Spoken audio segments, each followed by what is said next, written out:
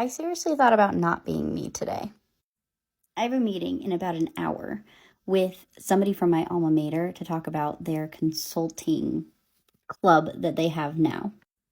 As a consultant, it makes sense that they reached out to me, but I also am a very different person than I was back when I was in college. There was a lot of rules then. Every Thursday we had to dress business professional and you had to have things a certain way. When I worked at Disney, your nails can only be a certain color, your hair can only be a certain length, you can't do anything crazy, you can't have these cool little purple and blue streaks running through your hair. Let's just say I'm a little bit of a rebel. But getting ready this morning, I was totally reconsidering all of it.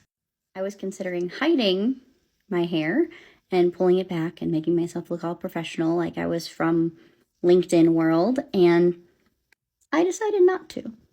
This is something that personally I've struggled with a lot because of the background of how I grew up and the legalism and just the way that the business world was even just 5 years ago versus how it is now. But it got me thinking about how this is exactly like business in general. We all have these amazing ideas that pop into our heads, and then we decide not to actually go with them because they're not how the world works yet.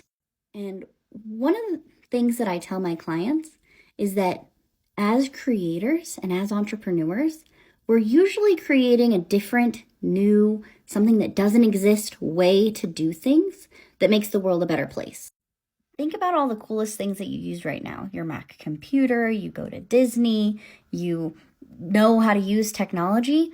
Most of it started in a garage somewhere of somebody doing something that didn't exist yet. So how are you being you? And what's that idea you've been holding out on because it doesn't exist the way that you imagine it? How are you making it happen so you can make the world a better place because people need your voice and they need your thing? Share with somebody who needs to hear this.